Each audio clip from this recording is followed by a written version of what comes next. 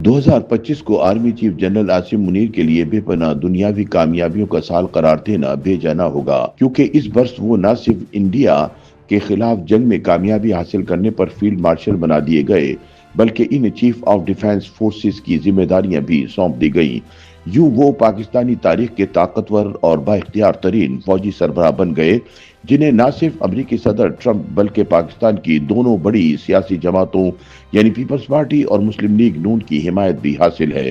2025 کی اہم ترین ڈیولپمنٹ یہ تھی کہ جنرل آصم منیر کو فیلڈ مارشل بناتے وقت تاحیات استثناء بھی دے دیا گیا، یعنی اب اپنی سروس کے دوران یا اس کے بعد آصم منیر کے خلاف کسی قسم کی کوئی کارروائی نہیں ہو سکتی۔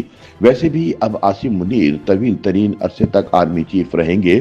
بطور چیف آف ڈیفنس فورسز تقرری کے بعد آصم منیر کی مدت ملازمت 2030 میں ختم ہوگی، جس میں مزید اضافے کا امکان بھی موجود ہے۔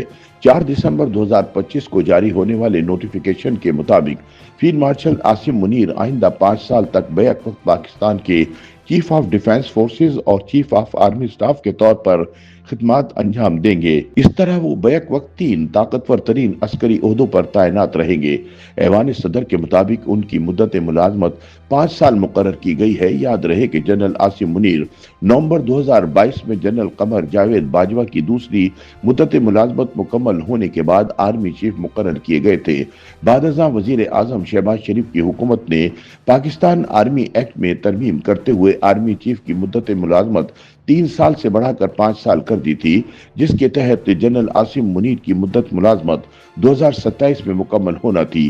تاہم 27ویں آئینی ترمیم کے تحت اب آرمی چیف کے پاس چیف آف ڈیفنس فورسز کا اضافی آئینی عہدہ بھی ہے اور نئے نوٹیفیکیشن کے مطابق وہ اگلے 5 برس کے لیے دونوں مناصب پر برقرار رہیں گے۔ دوسری جانب سینئر صحافی حامد میر نے بی بی سی سے گفتگو کرتے ہوئے کہا کہ یہاں حکومتیں ہمیشہ اپنی پسند کا آرمی چیف لانے کی کوششیں کرتی رہی ہیں، لیکن اکثر یہ تعلق اختلاف پر منتج ہوتا ہے۔ ان کے مطابق حالیہ آئینی ترمیم سے بظاہر پیپلز پارٹی اور مسلم لیگ نواز کو سیاسی فائدہ ہوا، مگر اس کا نتیجہ اداروں کی مزید کمزوری کی صورت میں سامنے آیا۔ انہوں نے کہا کہ آئینی ترمیم کے بعد تحریک انصاف اور ریاستی اداروں کے درمیان کھلی سیاسی جنگ کا تاثر مضبوط ہوا ہے، کیونکہ سابق وزیر اعظم عمران خان مسلسل جنرل آصم منیر پر تنقید کرتے آئے ہیں۔ حامد میر کے مطابق جنرل سید آصم منیر کو فیلڈ مارشل اور چیف آف ڈیفنس فورسز بنانے سے ملک میں فوری سیاسی استحکام آنے کی امید نہیں کی جا سکتی، بلکہ یہ لڑائی دنیا کے دوسرے حصوں تک بھی پہنچ گئی ہے۔ ان کا کہنا تھا کہ امریکہ میں موجود پاکستانی مخالف لابی تحریک انصاف کی قیادت کے مقدمات کو بنیاد بنا کر پاکستان کے خلاف منفی بیانیہ تشکیل دے رہی ہے اور امریکی سینیٹرز کی جانب سے پاکستان پر پابندیاں لگانے کا مطالبہ بھی اسی مہم کا حصہ ہے۔ تاہم حامد میر کے مطابق فوج اور سیکورٹی اداروں میں ہونے والی حالیہ تبدیلیاں یہ ظاہر کرتی ہیں کہ حکومت کو اب بھی بھارت کی جانب سے کسی ممکنہ خطرے کا احساس ہے۔ اس لیے آصم منیر کو چیف آف ڈیفنس فورسز کا عہدہ دیا گیا اور ایئر چیف کی مدت ملازمت میں بھی توسیع کی گئی۔ اس اہم اعلان کے بعد سوشل میڈیا پر بھی آصم منیر سے متعلق بحث جاری ہے۔